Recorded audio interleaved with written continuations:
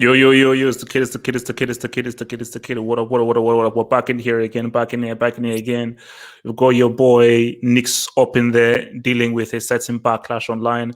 We've got your boy Dev up in there with a wife beater looking like he just came out from doing some stuff. I don't want to say, but look, man, it is what it is, man. So look, man, how are you guys been, man? How you guys been? What's up? Yeah, man, surviving. First question. Why is it called a wife beater? Now, I only actually found that out less than a year ago. Someone goes to me, something about a wife beater. I said, what? What are you talking about, wife beater? I ain't even got a wife.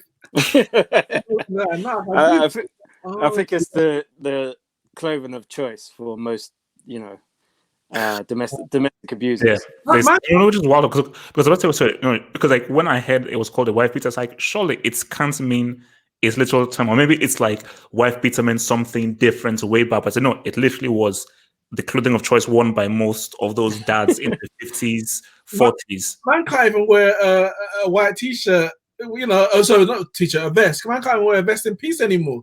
Nope. Police gonna come for you. See, a wife beater and a Stella Artois is like peak wife beater apparel. Even in this corona. Yeah. Well, okay. So before we go into like the main thing that this is about, any news stories that you've seen over the week that's piqued your eye? Yeah, the big one, man. Dutch football. The Dutch football season been voided, which is obviously that was the cry for everyone. Yes, look, Premier League. Look at your age mates. Look at look at your friends across the. Why can't we void the season? Well, I've actually heard today, obviously not in terms of the Dutch one, but the Belgian one. So a few weeks ago, the Belgian league was supposed to have been cancelled, and they were the first, no? Club Brugge's given the title, but today we've actually had a vote, so it wasn't actually set in stone. Today they're supposed to be voting on it, and the voting was postponed. So I don't know if they're kind of thinking maybe we should let the season kind of play out. There's still a bit more time. I don't know. The Dutch because obviously the Netherlands, the government has said no sporting events until September the 1st. Yeah, but what's weird is that the Dutch are probably closer to, I wouldn't say the end, but closer towards some sort of progress in terms of, getting back to normality in terms of allowing people out from lockdown than what we are. Yeah, they're a lot closer to it than what we are. So if they're saying no sporting events and no large gatherings until September 1st, it would make you think that Britain ain't going to be able. Unless but it's like there's so much money involved in the Premier League and so forth that but that's the point. That's the point. It's about the money. It ain't about safety at the end of the day. It's about the money. Because if you look at like Germany, for example, Germany handled this thing spectacularly. There's almost as many cases and only 5,000 deaths. You know what I mean? They said, right, this is what we need to do. Do this. Everyone did it. And now their shops are going to be open up next week. And they're going back to training in the next but even they've said that no fans allowed in the stadiums for the whole of this year. So it's going to be behind closed doors for the rest of 2020.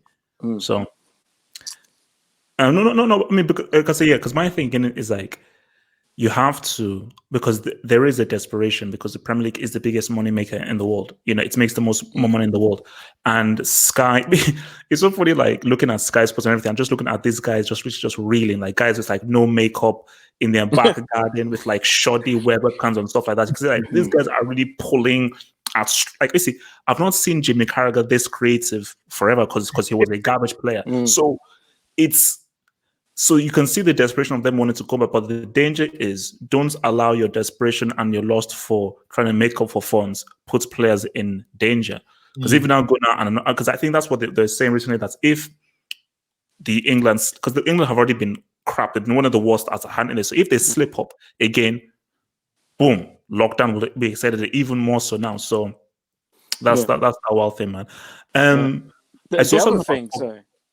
The other thing, I just wanted to say about Chelsea and the Chelsea squad refusing the pay cut that was on the table, and I've not seen not one bit of backlash since.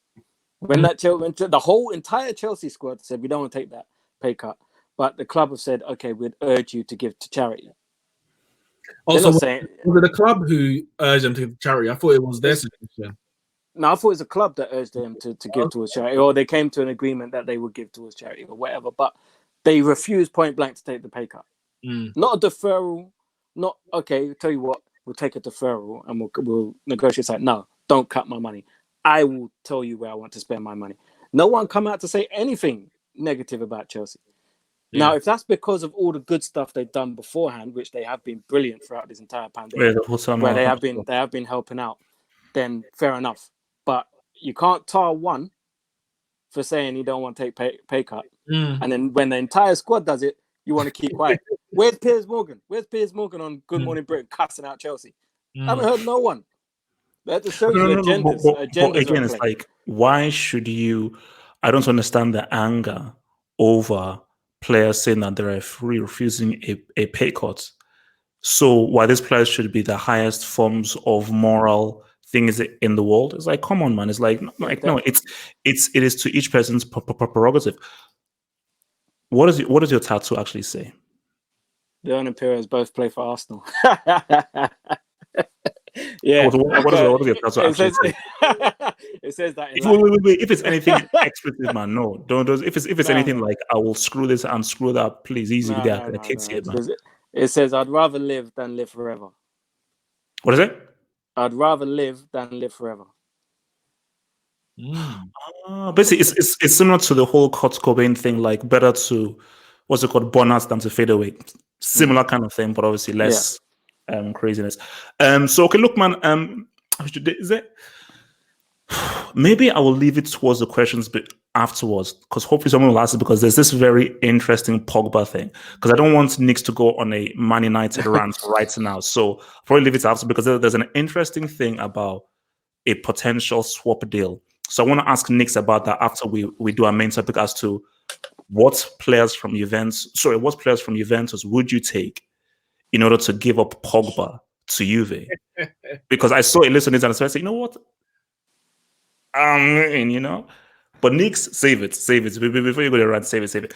So at least got a chance to think about it now. So Joseph, so this is obviously his team. We're going to reveal our teams. So that's his team in there. Oh, what the heck is Severa Pep? Interesting. Okay. Cruyff. Basically, the only names I don't know there are Segura, Kubala. And you know the funny thing about Zubizarreta? Zubizarreta is funny because I remember it was 98 World Cup. Garba Lawal's goal. I think this was our first or second goal where he hit. It was weird, but Zubizarreta sort of made a mistake and it went through him. I remember that's iconic moments, and we all know what's happening Sunday or Lisa in that third goal. Monday, Lisa. No? What do you say? Monday, Lisa. No.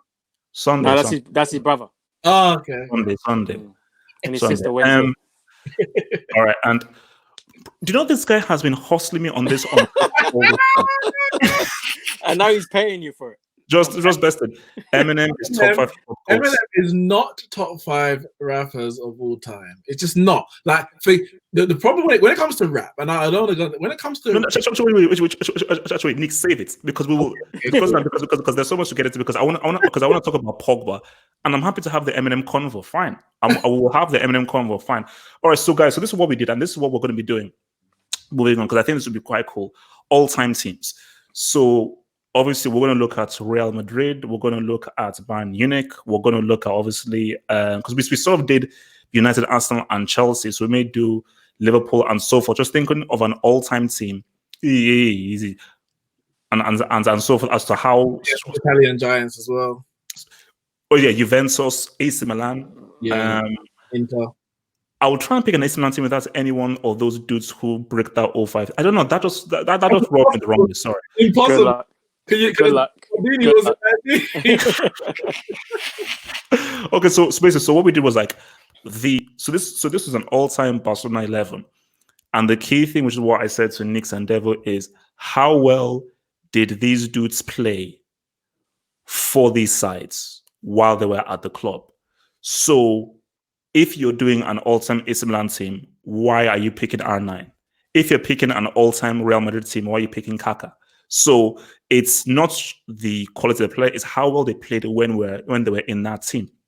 So this was tough. Okay. Okay. I'll tell you what I found tough. So basically, I thought it's a very interesting formation. I picked a very interesting formation because I felt I had to.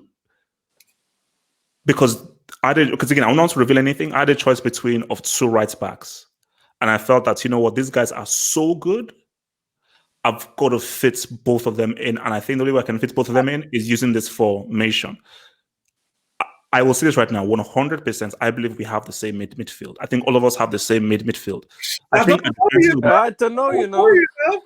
We'll see. Because like, how do you not pick these dudes for your midfield? Like, just make it different. Okay, all right, okay, but because be prepared to defend yourself, bro. Have you got subs bench as well? You see, the attack was painful for me because of who I had to leave away. Because I was like, I have to have him. I've got to have him. But I have to have this. I'm going to have this dude. Yeah. So it were like 4 dudes to fill the last position because I had to have this dude because this dude basically picks himself. So between those 4 dudes, I said to myself, you know what? How well did they do when they were at this club? Forget about how good they are as a player. How well did they do? And for me, it came down to probably 3 dudes. And the funny thing is, I tried not to look at people's teams, but I took a quick peek at Devil's team, and I was like, damn. I was like, damn, that dude, man. Jeez. All right, so Devil, what difficulty did you have when you were making the teams? For me, it was pretty straightforward. There was only, I'd say, I think I had the same thought as you. There was players I put in my initial draft. I was like, yeah. And then I looked at the question again. I was like, what they did at Barcelona. So then I had to rethink things. I took a couple of players out who a lot of people would put in just because of their name. You know what I mean? But then we had to look, what did they do at the club? So for me, it was like, how long were they there? What were they instrumental towards winning? Because there's no point you being at Barcelona for 2 years and not winning nothing. That means you weren't doing nothing. Yeah. You know what I mean? Barcelona are winners. That's what they do. So if you're at Barcelona and you haven't got a Champions League, you haven't got La Liga or something, then what are you doing? Do you know what I mean? So that kind of went into my thinking as well. Nix? Yeah, for me, I think because I would say Barcelona, as big as they are, their most successful period has been in our lifetime. So it was much easier to pick than say if you were picking a Real Madrid all time, because you have to go back and start doing big research if you ain't done it already. AC Milan probably the same as well. Even if you're doing even for example, a Liverpool 11, when you think their best period was before we were born. So that made it easier. What didn't make it easy was the late notice on it. But anyway, but for me, the most difficult was the attack, because there's some favorites that I want to have, but logic says that you have to have some other people. And there's there's 2 people that I missed out in the end. Subs bench. It's a shame, man. I feel like I should just put them in because it's my team and sod what anyone else says, but I didn't. Yeah. So. So when we show things, I want to just, because a point that Devil makes about longevity and what you won, I'm going to push back at that when I reveal my team, because I think that is a fair point, but I'll give an explanation about that based on that point that you made. So who wants to go first? I'll go. All right. So this is Nix's team. Right. So okay. You're going to see some big omissions already, but starting with goalkeepers, obviously the 3 goalkeepers that were in my mind were Valdez, mainly because of his longevity and trophies won. As a keeper himself, no. Ter Stegen, who's a better keeper than Valdez, and to be fair, he's been at Barcelona for 6 years, but when did he become first choice? It wasn't straight away. I think it was maybe after the first season, or at least if it wasn't first choice, he wasn't that great at the start. It's only, I would say, the last couple years that he's really come to the fore as one of the best keepers in the world. And he has got a Champions League and a few La Ligas. But in the end, I went for Zubi, as you mentioned earlier. He was a part, and it's going to be for a few of the people, they were part of the Dream Team. The one that won Barcelona's first Champions League in 19. I want to say 90. Was it 91?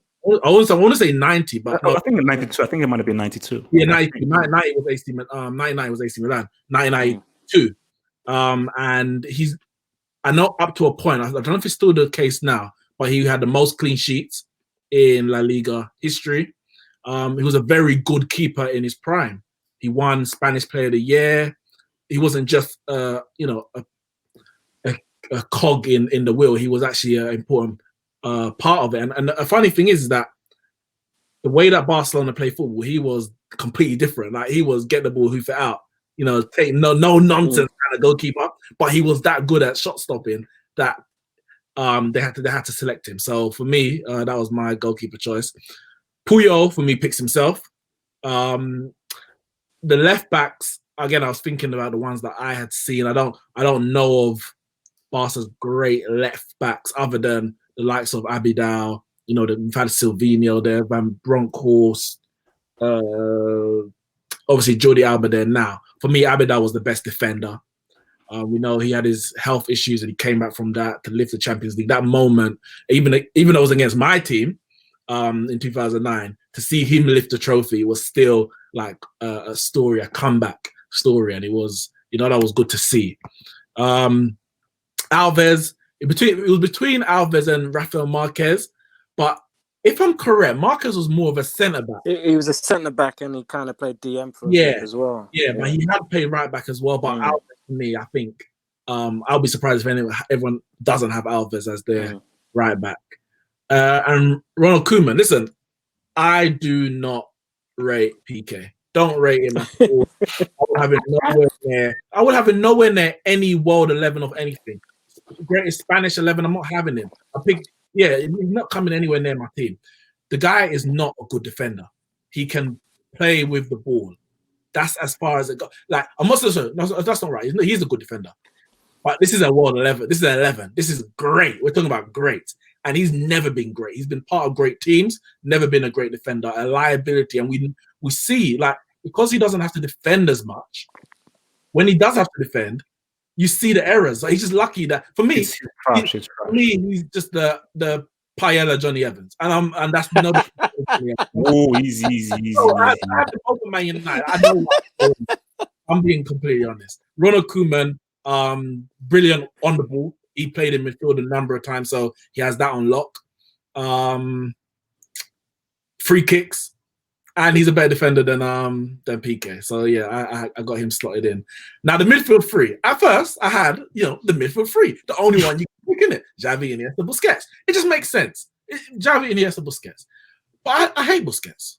I hate Busquets is a cheat, a dirty little cheat. I hate him so much. And for a player of his, and he called Marcelo a monkey as well during the game. Well, that's even more reason. Listen, for someone of his ability, he doesn't need to do the play acting and all that. I hate it. I remember the 2010 semi-final against Inter Milan, and he got Thiago Motta sent off. Yeah, and he's rolling around the floor, holding his face as he does. Peeks out the corner to see if he got the red card. I said, no, never, not in my team. So that's the only reason I ain't picked him. And Guardiola was a very good footballer. Guardiola was he was very good. He was very good. It's not like I put in a bum in defensive midfield to replace him. So, and again, he was a part of that dream team. Xavi and Iniesta, don't need to really discuss that. Two of the greatest midfielders we've ever seen, and probably of all time as well. Not the two greatest, two of the greatest for anyone, That's a clip that. Now, the front three was difficult, as I said. It was difficult. And one of the big omissions is Samuel Eto'o. Great striker. Brilliant striker for Barcelona. 2 Champions League. Was it? Yeah, 2006. Yeah, 2. 2009. Scored both finals. Scored Barcelona in both finals, if I'm correct. Yeah. He scored the equaliser against us. Yeah. He scored in both. Equaliser against Arsenal. He scored the opening goal against Man United in 2009. So he's a big game player. And yes, and it was unfortunate that he had to miss out. Initially, he was in my mind, but the person that I chose in front of him was actually Cruyff. So of course Messi's in. Messi's Barcelona's greatest ever player. Messi's so I actually picked Cruyff because Cruyff, even though he didn't win a Champions League with Barcelona, he was a brilliant footballer when he was there. They won their first league title in about 50 or 60 years when he was there. I think they won, could have been 3 in a row. I might be wrong, but he won a number of La Ligas, and his influence on the team as a player then transformed into his influence into the team as a manager. He's a Barcelona legend, a Barcelona icon, and he was a great player in the 70s. And Ronaldinho, the most talented footballer I've ever seen. Not the greatest because of the longevity wasn't there, but the most talented. Anything he needed to do with football, he could have done it with any part of his body. And yeah, he was something brilliant, something absolutely brilliant. And unfortunately, I had to leave out Rivaldo, my favorite player of all time. And I wanted to put him in, but where do I put him in? Do I drop Guardiola and put Rivaldo as a 10? But then who's my defensive midfielder? I couldn't do it. So that's my Barcelona 11. 3. Okay. So Devil, want to ride? Yeah, man, let's do it. All right. So I did put Busquets in there, but I had the exact same thought process as you. But then I thought I have to do it as per what he's done in terms of what he offers a team. But I'll start from the back. Zubizarreta, I had the same thought process with Ter Stegen and Valdez, and came to the same conclusion. Valdez wasn't a very good goalkeeper. He was probably better than what people gave him credit for in terms of his shot stopping. But he wasn't really what you'd call a rock solid goalkeeper.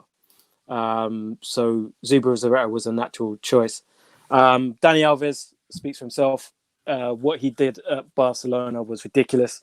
As consistently just putting in top performances. His relationship with Messi, if Dani Alves wasn't there, I'm not saying Messi wouldn't be who he is, because that's just stupid. But a lot of them goals that he scored came through Dani Alves. Yeah. And the same thing on the other side with Jordi Alba as well, which is why Alba's in there over Abidal, which was a tough decision. But Jordi Alba has been integral to the way that Barcelona have played and won so many titles. I've gone with Puyol and Koeman for the exact same reason. I don't hate PK as much as you do, but I couldn't put PK in there if I'm looking at how good you are as a defender. I think Koeman, a lot of people look at Koeman the amount of goals he scored, but he's a very intelligent player, very good defender. When he needed to be an arsehole, he was an arsehole. But when he could play football, he could play football. He put the ball down and play football. He was a very, very good defender. Puyol, Mr. Barcelona. Do you know what I mean? He would put his head in front of someone's foot willingly to stop them from scoring. He was a warrior. And it took me a long time to appreciate how good Puyol was as a defender. Because some defenders, when they got that hair just messing around in there, you just think it looks flashy because he's just throwing himself everywhere. But he's actually a very good defender in terms of his positioning. Yeah, he was a very, very good defender. I think I appreciated him more once he retired than when he was actually playing. Okay. Midfield 3, the midfield 3, isn't it? It is the midfield 3. I had thought about Pep. I thought about even just dropping Xavi as like a deep line playmaker, Iniesta in there, and then maybe putting another man at 10. I was going to have Messi at 10 and then try and get your Rivaldos or Maradona, because I was looking at names. And then I actually looked at the question again and thought, no, these are the players that did the most in a Barcelona shirt. So the midfield 3 kind of speak for themselves. Ronaldinho is in there. Again, what he did for Barcelona, not many other players have done that in a Barcelona shirt in terms of he lit up stadiums on his own. There's certain games. I remember there's a game against Bilbao when he was just taking the piss, literally kicking the ball over players' head 3 or 4 times. Villarreal, even his first goal for the club, if you look at his first goal for Barcelona, this is ridiculous goal. And he was their talisman for a long time before Lionel Messi turned up. The striker was difficult for me because I didn't want to leave R9 out. That what he did in that season, the season, was ridiculous, but it was one season. And I think they only won the La Liga that year. I say only, but they didn't win Champions League. Romario was another one I wanted to put in there. Romario, who was a ridiculously good striker. But then I looked at Etu, and I saw the Champions League, and again he scored in both finals. And you look at his goal scoring record. I didn't realize it was as good as it was. I think it's something like 104 goals in 130 games. Why the hell did they get rid of him? That's one of the. That might be the worst decision in history. Yeah, worst top deal in history. Yeah, because he was immense for Barcelona. So I went with Etu based on the question that was poised. So before anyone goes in the question, oh, no R9, no Maradona, look at the question closely. That's how I came up with this 11. What's Messi doing there? So guys, so what's Messi doing there? Messi's just there, isn't it? He's on the pitch. You know what I mean? He's just there. Just put him on the pitch and let him do what he did. All right, okay, so guys, do not have a heart attack when you see this formation, okay? Remember, this is HH. I will always do things slightly differently, so please don't have a heart attack. I will explain. So, this is what I'm rolling with, man, and I'll explain my thing. Now, I respect what you've done. Can I land? Can I please land? Can I please land? So, I respect what Zubizarreta has done, but I feel that Stegen has already surpassed him. Because I think what Stegen has done already, I think he's already established himself as one of the most finest goalkeepers I think that we've seen. I think he's the best goalkeeper in the world right now, and I don't think at no point was Zubizarreta ever the best keeper in the world. I think he was at the time around of Pagluka, Peruzzi, and so forth. So I thought that's Peruzzi, Pagluka. He was winning. Also Can. Can was of Can. So he was never better before Can. He was before Can. He was 1980s to 90s. Yeah, he was 80s to mid 90s kind of thing. Yeah. Obviously, 98 was the end of his. Yeah, I think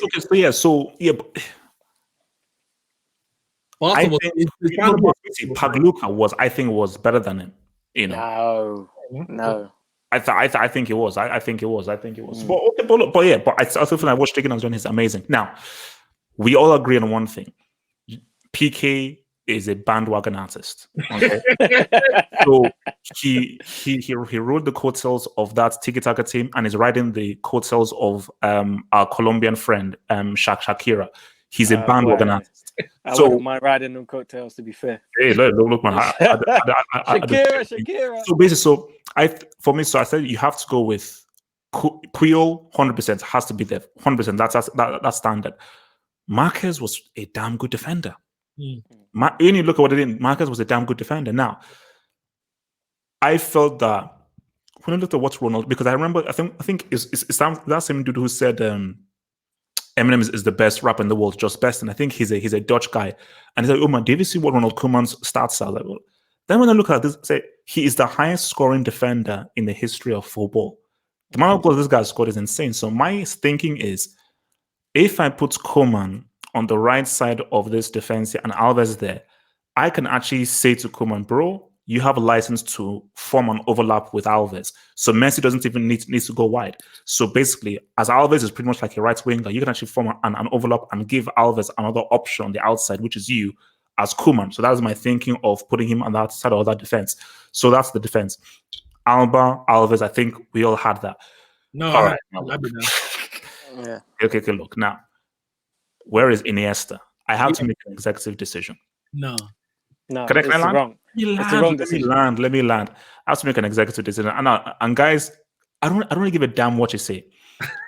Busquets has to be there because I feel that peak Busquets and what he did for Barcelona was vital. And he was a vital piece. And I felt that he was more vital than Guardiola. But I think that defensively, Busquets could read the game far better than Pep Guardiola would. Pep Guardiola was a better footballer and was a better passer. But Busquets, I felt, was more smarter and better defensively, which is what you need in this team.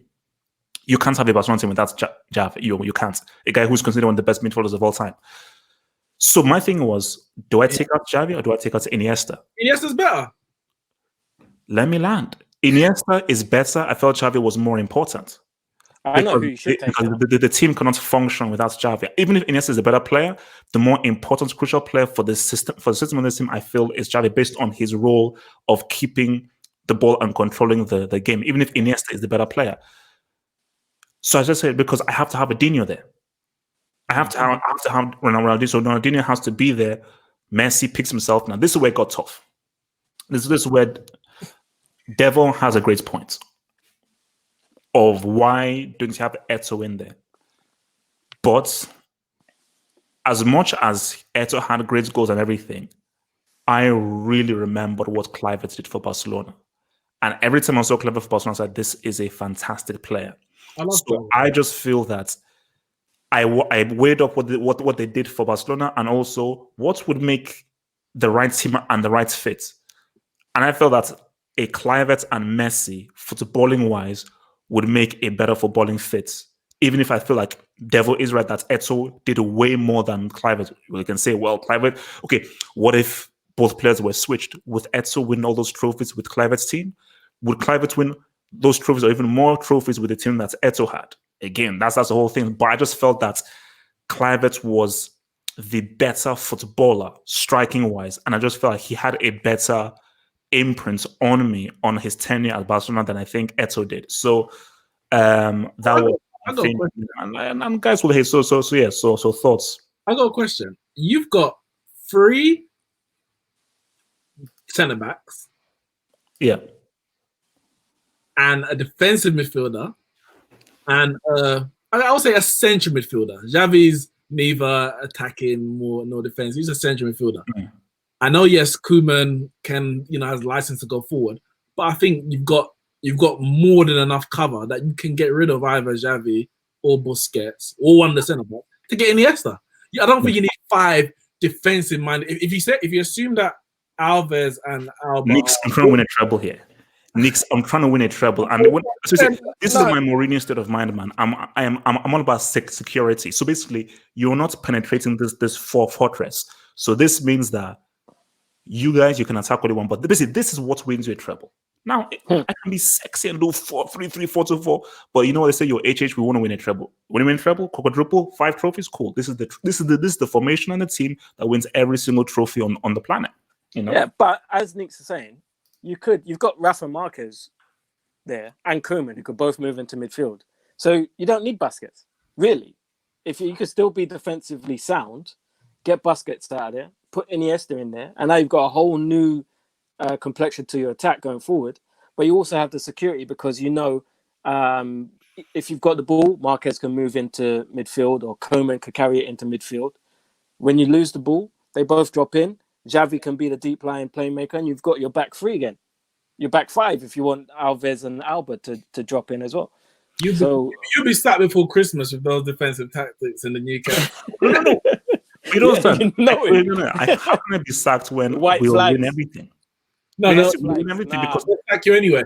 Remember, just sacked Capello after he won the league. He said, I don't want this. We don't want this. They sacked Heineken and he won the Champions League. Exactly. Yeah. Okay, so guys, vote for who you felt had the best team. Vote for who you felt you had the best team. So let's take some cues. Nobody's picked Suarez. Yeah, I did think about it.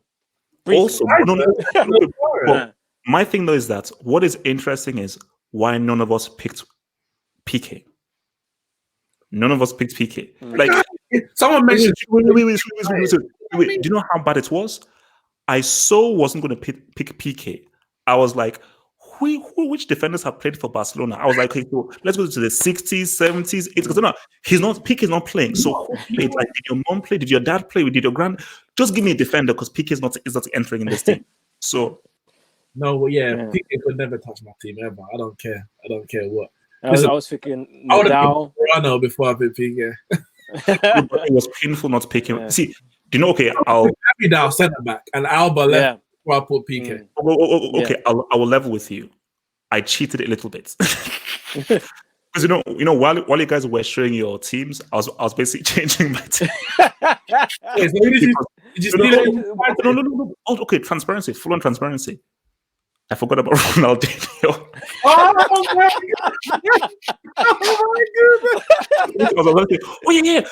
Oh yeah, Devil. Wait. Good. No. So Devil, tell me more about your midfielder. Just keep talking about your midfielder. Let me just talk. Is that why there's no Iniesta? Was that a last minute thing? Because you know what I said? I said we'll all have the same midfield 3s. I said, oh yeah, Busquets, Iniesta thing. Yeah, but I'm not saying. I don't have Ronaldinho. So that's it. Iniesta. I'm sorry, but get your ass off this project. I knew there was no way you would have left Iniesta. So basically, yeah. So I had Iniesta initially. Then I had Ronaldo initially. Yeah. Then you made the points. Then I was thinking to myself that it was an amazing season, but he is in the Inter Milan all-time, not the Barca all-time. If it's the all-time, he's in the Inter Milan all-time. He's the first time on the Inter Milan all-time thing, based on what he did. He did that. I think Zanetti would get there before him if you're talking Inter Milan all-time. Well, okay, you're weighing longevity and impact there. If it's for longevity, it's Zanetti. If it's impact, it's thingy. But then I said, you know what? I'm going to look at what you did, and also I think longevity is a thing as well. So I felt Kluivert was more of a basically when you think of Ronaldo, you don't really think of Barcelona. You must forget he played for Barcelona. You think Inter Milan, Real Madrid. But Kluivert, all I think about for Kluivert is Ajax, Barcelona. But mainly, I first think Barcelona, then I think Ajax.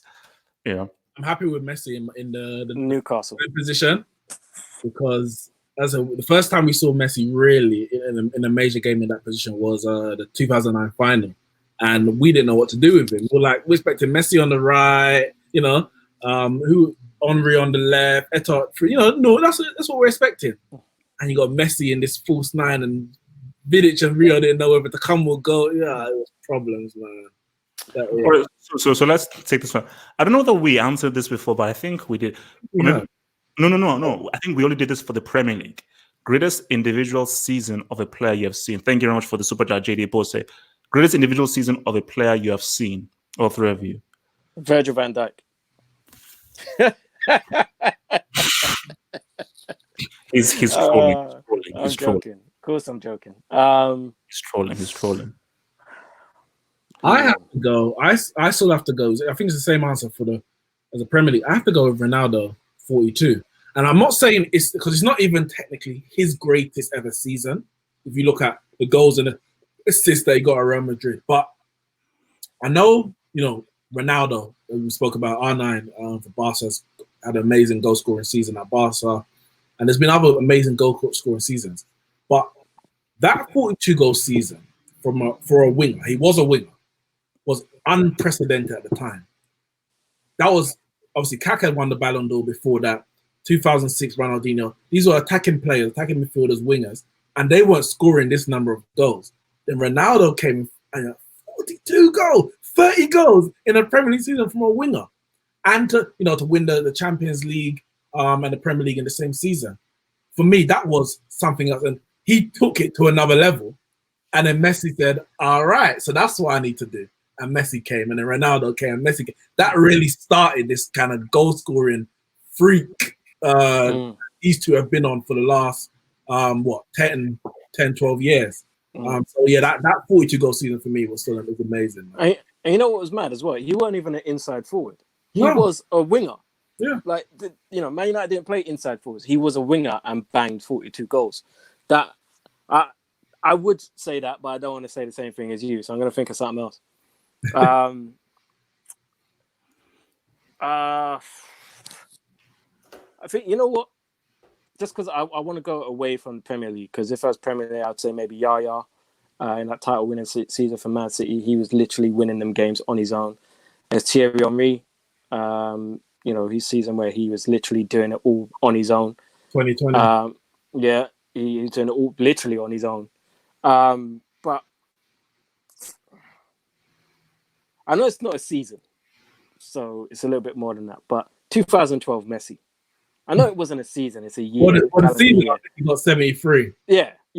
So I'll say that. And it's not just the fact that he scored so many goals. It was just all of them had their own beauty.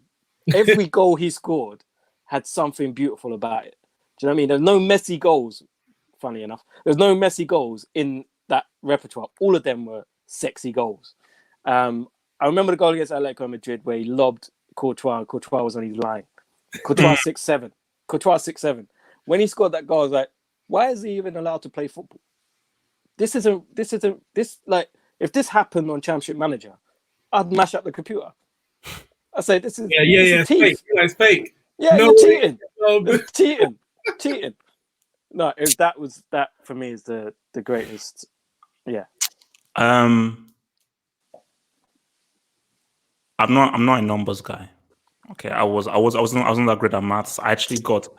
I should have been dropped. I don't know how I even survived to be. You know you're not good at maths. You thought Drogba had more final goals than Ronaldo. Hey, he did actually. He had more winning goals than Cristiano.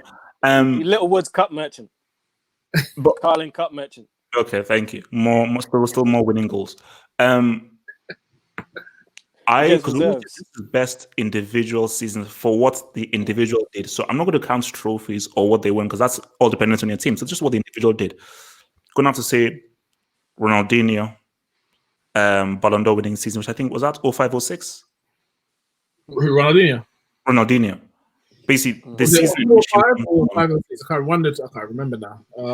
So basically, the season in which he won the Ballon d'Or, because for me, I don't think a player has had such an impact in the kinds of things that he's done and the way in which he has. Sorry, 06 was Cannavaro after the World Cup. Yeah, 06 was Cannavaro. Yeah. No, wasn't that? Yeah, 06, the World Cup. Yeah, it was the World Cup. Yeah. But he got given it in 07, obviously, like in January 07. I think. Ronaldinho was 05.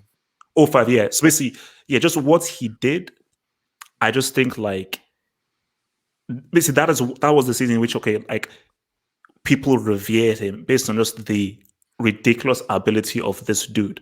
And for me, I just feel like even if he didn't do it for such a long time, I just feel like based on just that season, for a season, I don't think we've seen anyone do something as crazy as what Dino did for that. So I'm rolling with Dino for that. It says, yeah, look, I was not going to pick Hazard, man. Relax, chill, man. So which is the hardest one-man carry for club and country? He says, mine is Zidane 06 World Cup and Messi 18-19.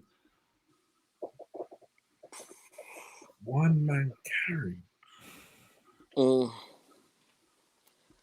I mean, Henry almost. Basically, Henry almost. If Arsenal had won that Champions League, unless Henry had scored, I would have put that as the one-man carry for club.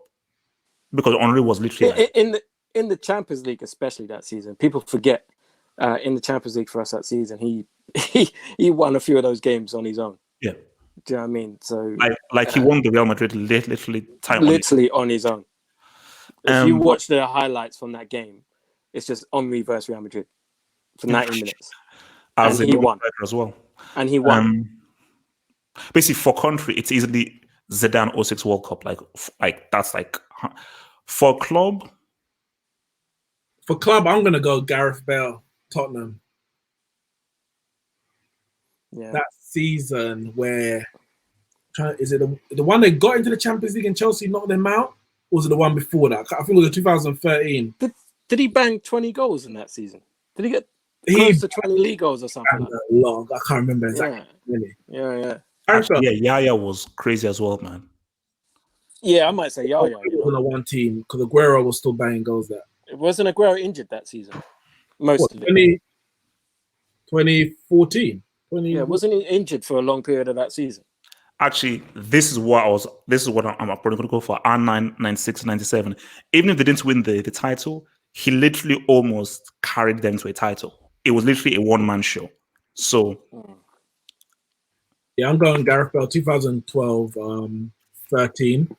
He got 21 goals in the league. Yeah. 20. Yeah. I'm going for that one.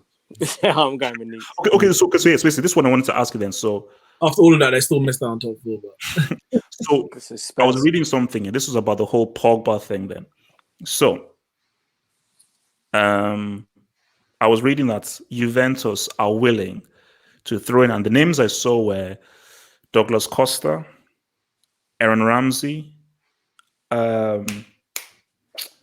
Rabiot,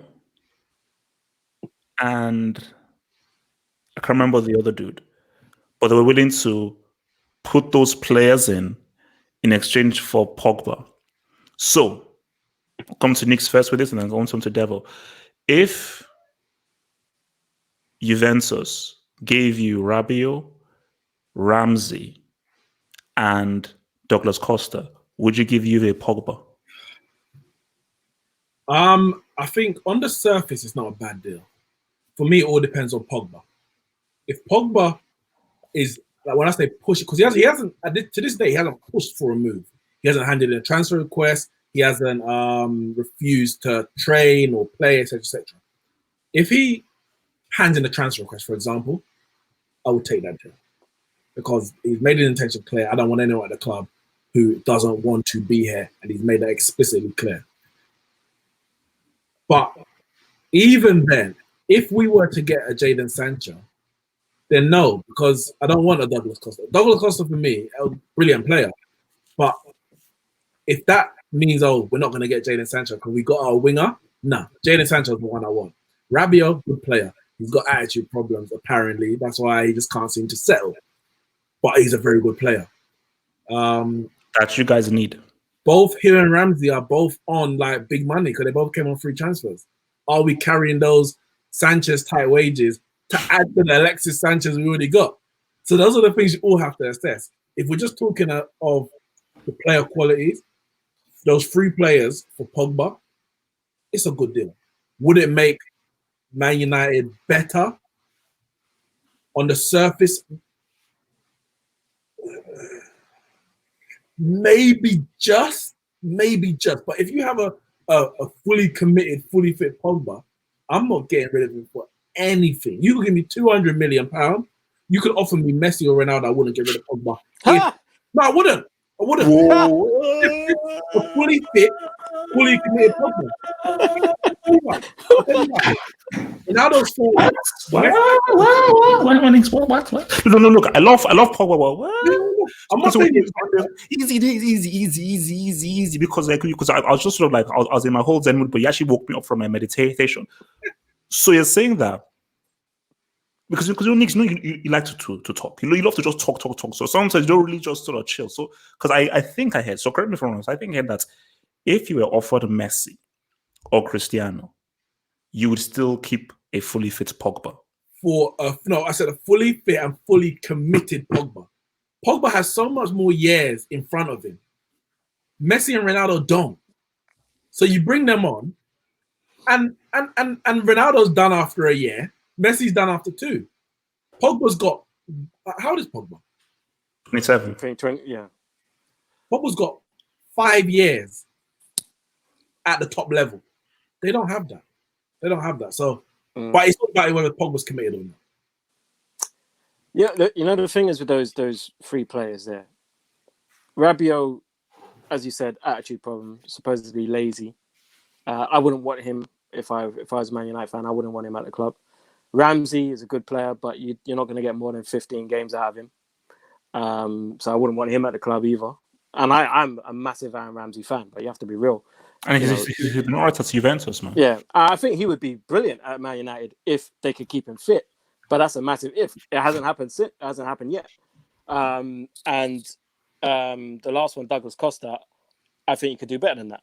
I think Douglas Costa is a good player, but I think Man United, if you're going after your Sanchos and you end up with a Douglas Costa, I'd be upset. So I don't think that would be a good deal unless Juve are throwing some money behind that and not just those 3 players. I wouldn't be happy with that.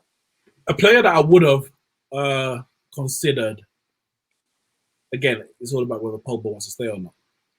Dybala, but now that we've got Bruno Fernandes, they'll be playing. You really need Dybala if you have Bruno. They're playing in very similar positions. The number right behind the striker, so then I wouldn't. But before Bruno, so in the summer, for example, when we were linked with Dybala, I was like, yeah, all day take that. Now you got to think like, yeah, you can just pack your team with, but then everyone's going to be like, wow, I want to play, and everyone can't play.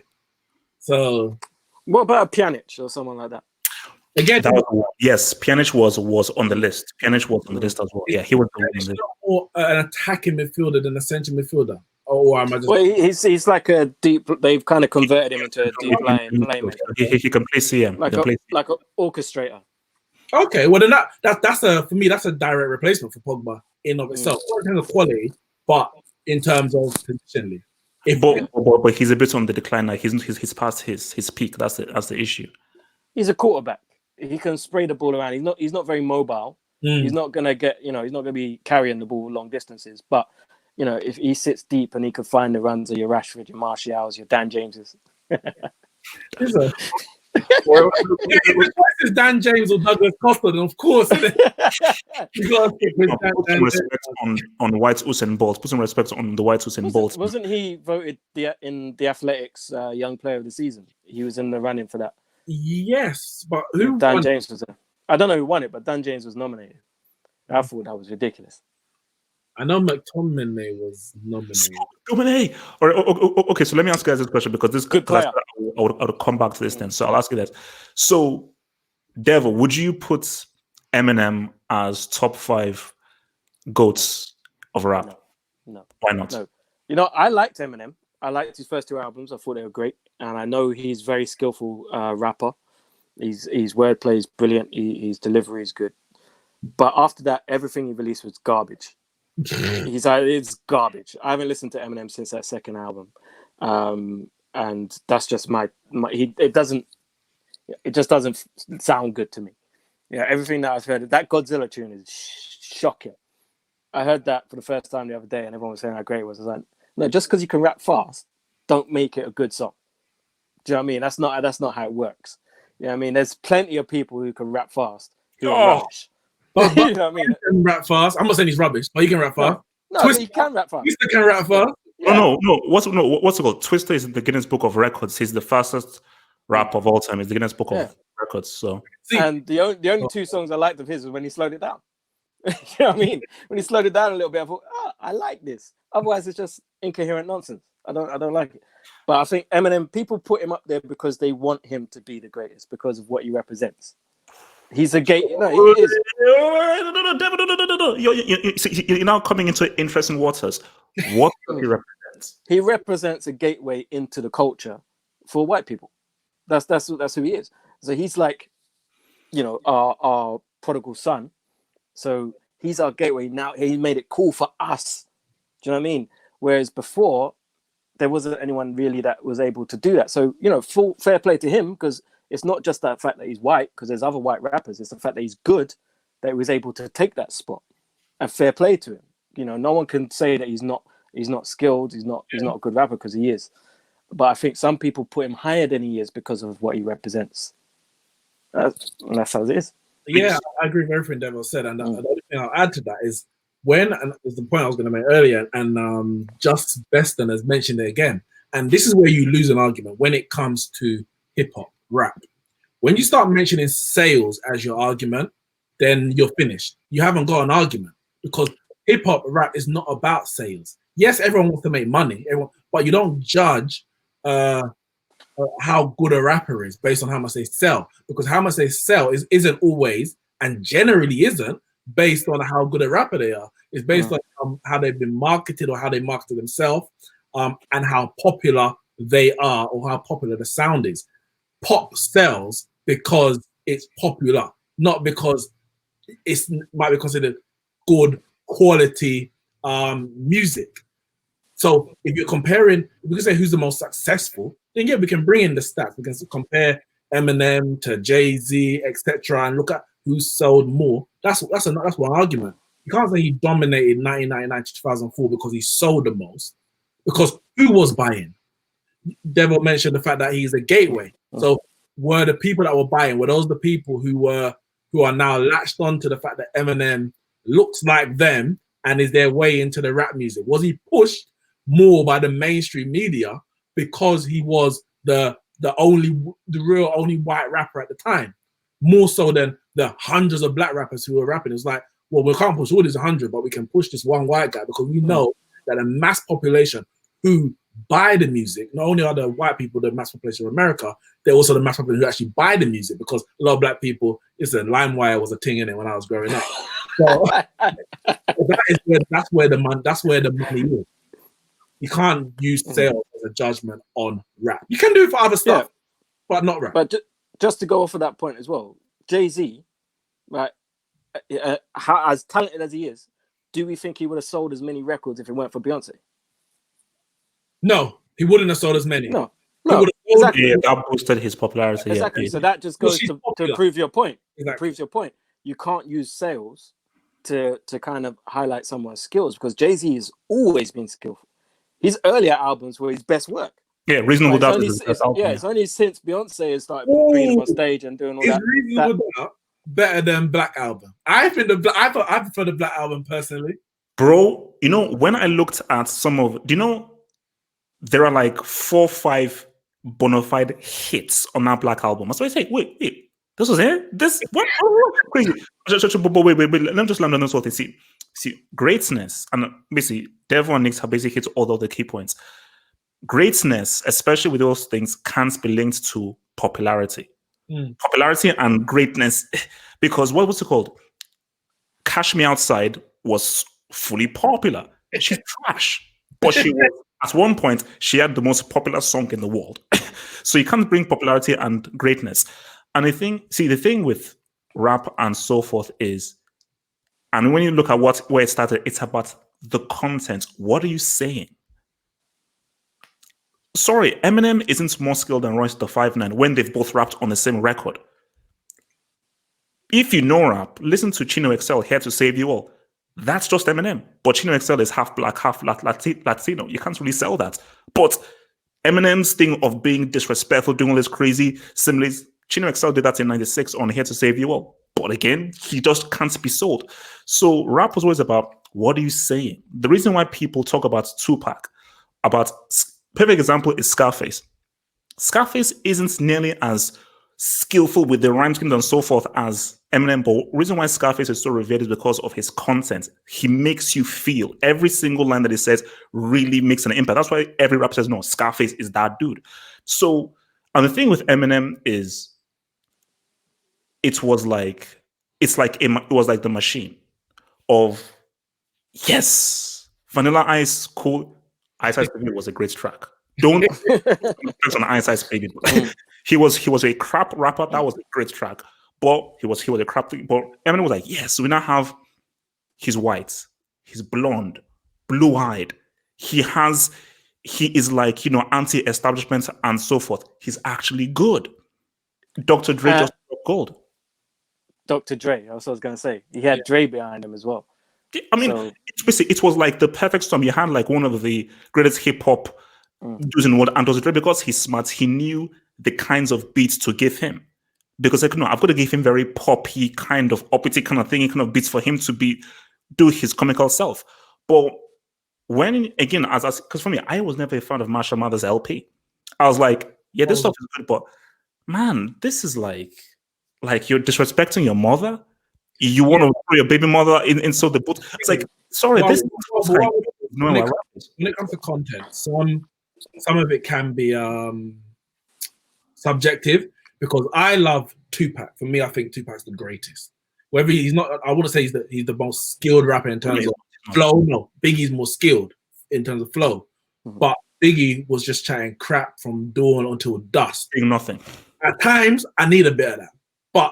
And there's only so much of that don't relate to me. But there's certain man who that relates to them more than Tupac, who's saying, you know, changes and Dear Mama.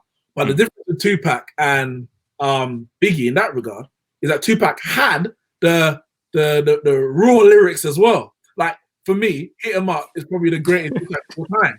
So if you can hit him up, you can't discuss whether or not Tupac had them crud lyrics, because he's got that. But then he also had the things that you can play on a Sunday with your mum in the house. Changing from bang in my house. Like, only God could judge me with bang in my house. Hey, mama's there, innit? See, my whole issue with Tupac is because even people say that he had like, he sold records. Oh, huge. Basically, he had it all.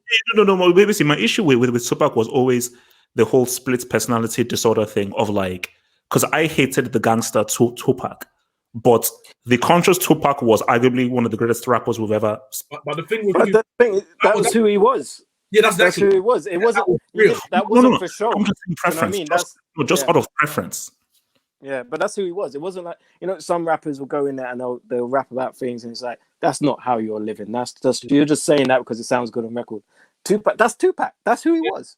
You know, When you think he grew up, his parent, his mum, and his godmum, who's Assata Shakur, member of the Black Panther Party. Yeah. Stepdad, member of the Black Panther Party. But his mum was also a crack addict.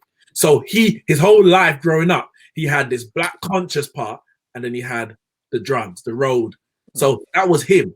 So he was always battling himself, and you hear it in his music. In one album, you got from one thing to the next. Brenda's got a baby, and then he's chatting nonsense. But that is the life he was living. And when he obviously got shot and he came out of prison, he went more onto one side than the other. But that revolutionary element was always still there. So basically, just my last point to Eminem, and I want to ask guys a very brief question that will take a few more questions. So my last thing on Eminem is, again, Devil just made an excellent point. It's like noise. Like literally, when I listen, because for me, people forget that this is still a musical art form.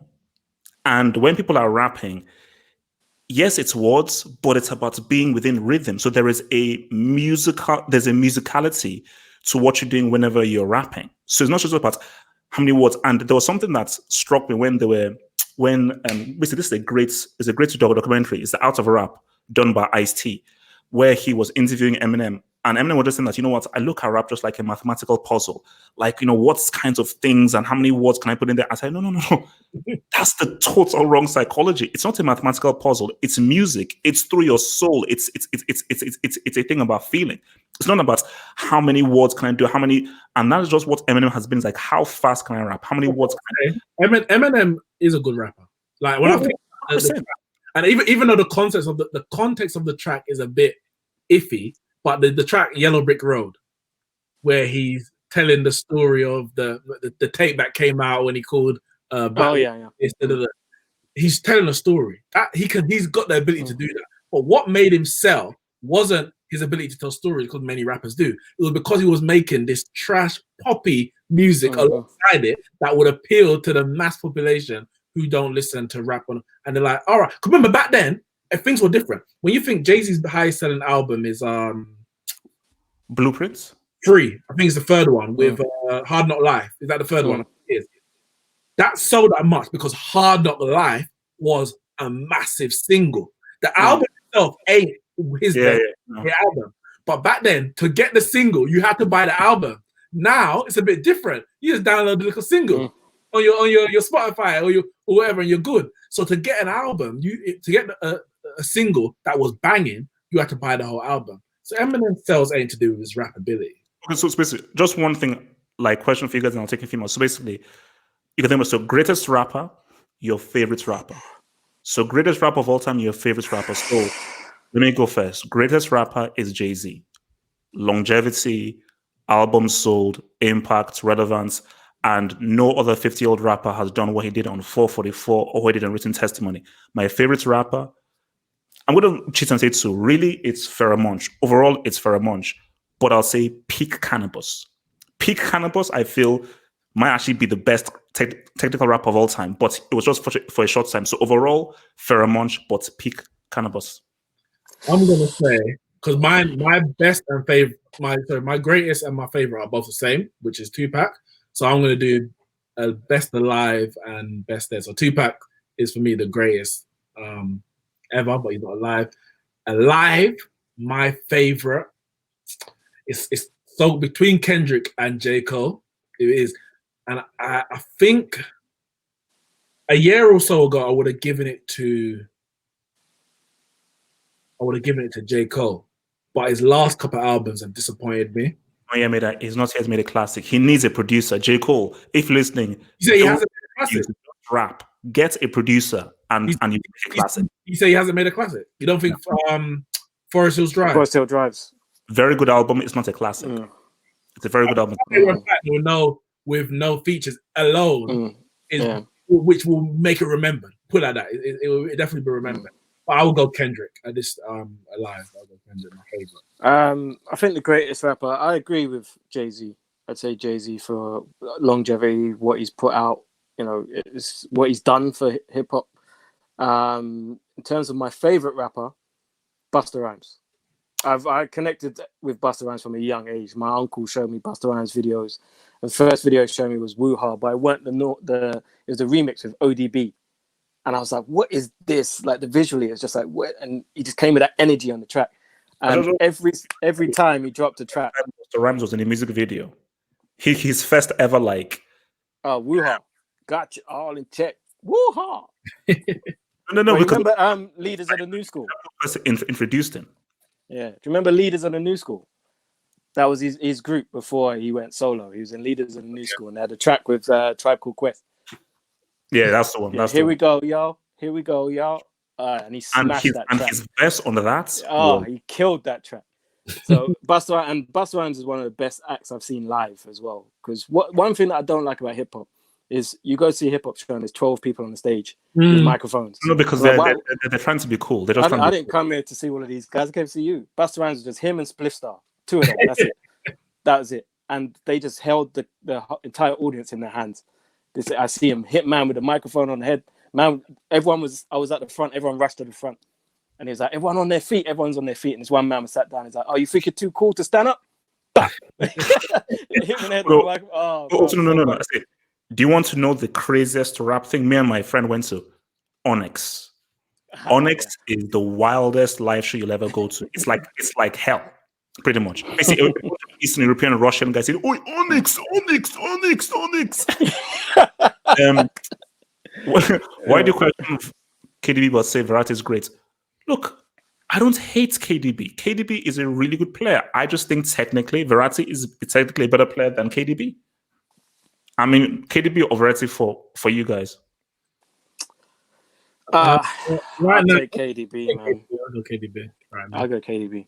There's not a massive gulf, but I'll take KDB for me. There was 2 other super chats. There was one. Okay, yeah. Let me get to those now, man. I think because I literally just got lost in the whole rap. Look, we can literally do a whole rap episode, man. I just got lost in the whole thing, man. All right, bear with me. Let me. Oh, and you know what? I'm gonna say best up and coming rapper, JID, who signed to J. Cole's label. Yeah, I seen performed. When he performed. Did you listen to that? Their label's album. Dreamville. Yeah, that's a good album. Very good Dreamville, album. Yeah. Very good album. Yeah, we return to the Dreamville. Yeah. It was from Just Best, and he said, "Has there been another white rapper who's made an impact?" Okay. Oh, yeah. So Just Best said, name one white rapper that's made the same impact as M. What does that mean? Devlin. Nah. You know who has got skills? You know who has got skills, but all of his music just seems to come out trash. Machine Gun Kelly. Okay, I don't listen. That dude can rap, but I don't know. You know, some people rap and then they put out songs and it's like the song's trash. But I know you got skills. Yeah, Machine Gun Kelly's good. So basically, Martin Rosario says, never forget MGK bodied Eminem in a battle. Bro, he won. You see, do you know what annoys me? Are those loser stands that will not allow this dude to lose?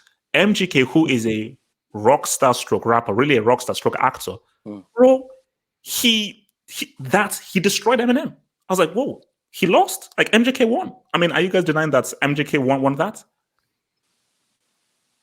No, I don't know. I haven't paid attention to Eminem for a few years. To be honest. Who had the better? I got a question. Who had the better? I don't know if someone actually might have asked that. I don't know. The better verses on Renegade. You know what? I've got younger me said Eminem. Same. Yeah, younger me said Eminem, but I haven't listened to that song for a long time. I probably have to listen to it again. I listen to it every so often, and I just because I'm not sure. Like when I was younger, and I think I tweeted "Have Hope." I said, that obviously Nas put out a thing. He said, Eminem murdered you on your own shit, and everyone's like, "Whoa, yeah, he actually." Yeah.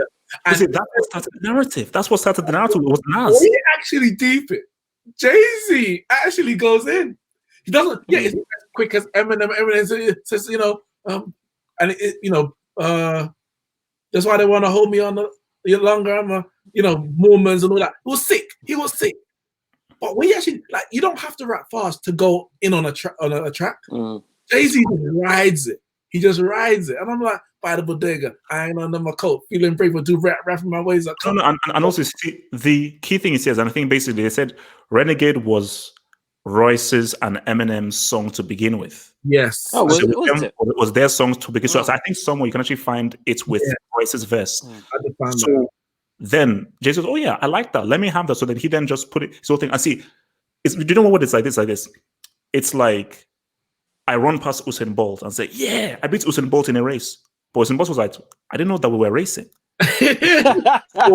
so Jay-Z was like, "If you want me to compete, I'll go back to reasonable doubt." Okay, because written testimony, Jay-Z as a 50-year-old was like, "Oh, so you now want me to be skillful? I'll do it." So when Drake called Jay-Z, "Let me just be the bravado, braggadocious Jay-Z." Beyonce, "Let me be the more poppy." Jay-Z is a chameleon. He will just choose whatever style he wants. But if you want Jay-Z to go to Lyrical Miracle from the 90s, oh my gosh, nobody can even touch him. But this is a guy that hasn't just. I still think this is a lie, though. Apparently, he doesn't write anything down. It's all freestyle, which is insane. That is absolutely insane. Yeah, you got that one, yeah. So what's... I've never heard any of his stuff. Yeah, I don't know. Really? I like Travis Scott, man. I like Travis Scott. He's got energy about him. He's not... If you're listening to Travis Scott for lyrical content, you're listening to the wrong person. He's a vibe. Do you know what I mean? You put him on and you just kind of vibe with him. It's like, you know what I mean? It's mood music. I think he does. I think he makes very good music, but it's not going to go down as being a classic artist. Do you know what I mean? I think like I've heard a few of his big tracks and everything, but I've never really sat down and like, let me now listen to this, because I keep hearing like Travis Scott's ASAP Rocky, because basically the only new guys I listen. ASAP's good. ASAP's good. ASAP Rocky when he wants to be is good. Yeah. I mean, he's skillful. Basically, the only new guys I listen to are J. Cole, Kendrick, and like, I used to hate Drake. I was like, wait, who's this R&B light skinned dude who like? But bro, don't say that. They'll cancel you. No, you know what? Drake is a genius. Drake is a genius. He knows where to be, when to be, to make the most of a situation. This whole pandemic, coronavirus, and then he puts out that song which was made for TikTok. Yeah, he's a genius. He knows how to make money, man. I prefer Drake when he actually raps. I like, because he's actually a good rapper. Yeah. so basically, we've now basically turned into like a music show now. I've never listened to UK drill. What? Come on, man. Listen, do you guys ever fancy UK drill? I don't really listen to. The reason why I don't listen to drill is because I think, listen, I'm growing up in it. I'm 28 years old. I don't live this gang life that they rap about. Some of them probably don't even live it that they rap about.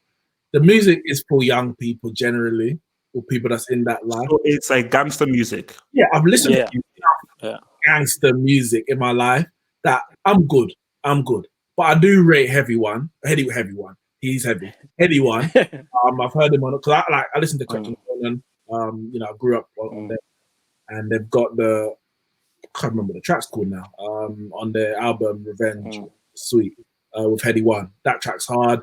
Stormzy's one with Heady One on his album hard, and obviously Know Better. Everyone knows better. Okay, so Stormzy, is that so? He doesn't do drill music? No. He got a track on his album which is you can say it's a drill track featuring Heady One, and that's how. But I don't. I fuck with drill, man. I like drill. I like drill. That's fine, innit? That's all you look. Yeah, I'm in South. That's all we do. Yeah, that's all we know. That's all we know. No, I do like it. So now let me talk about Lil Wayne. I used to think, see, for me, it's weird though. I think I sort of tuned out of rap. I was now going into other kinds of musical stuff. That was why I was into my whole alternative rock phase and everything when Lil Wayne was really big. So I missed the Lil Wayne thing. So many people say, "Oh, Lil Wayne." I was like, what's... So then when I now I've now been sort of going back to Lil Wayne stuff. And then I just said, okay, let me just download Carter 3 on Tidal. I was like, oh, damn. Now, do you know what was crazy?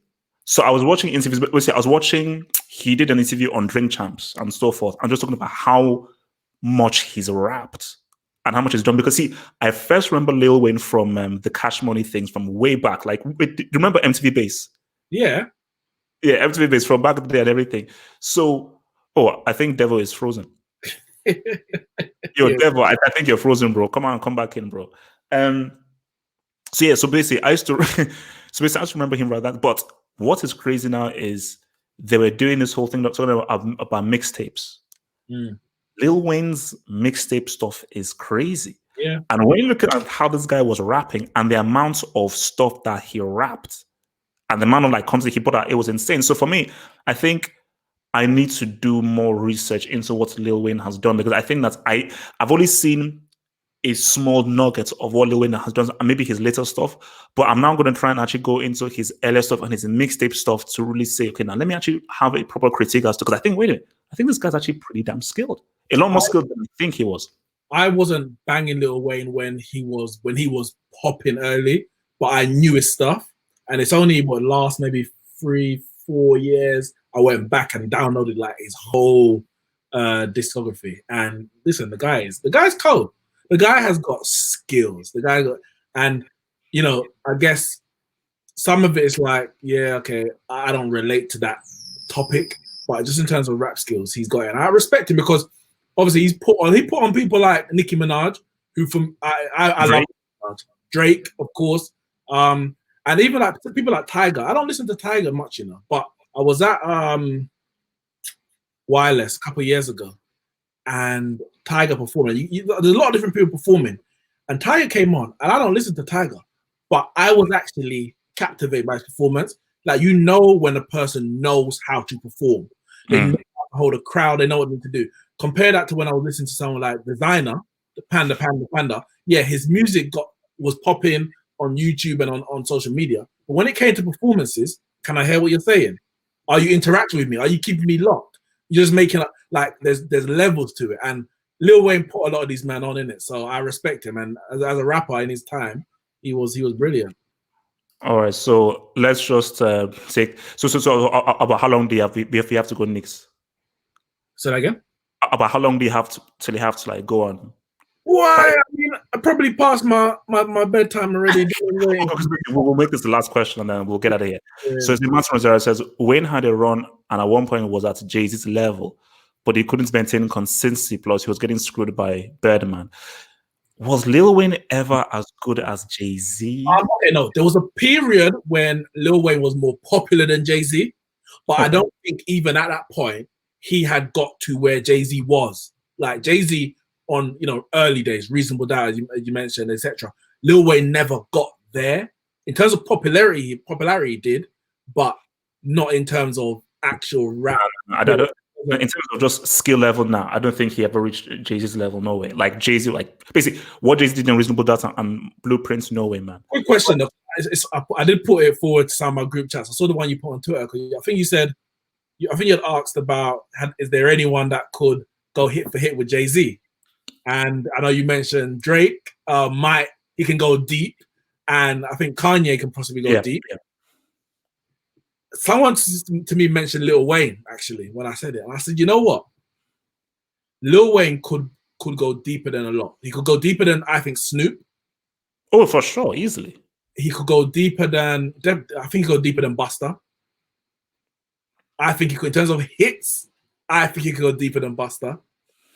But I had a lot of crazy features, man. Because like he had a lot of features. He had a lot of features. Busta. In terms of Drake, could Drake go deep? Is this rap R&B? Yeah. Is it rap or R&B?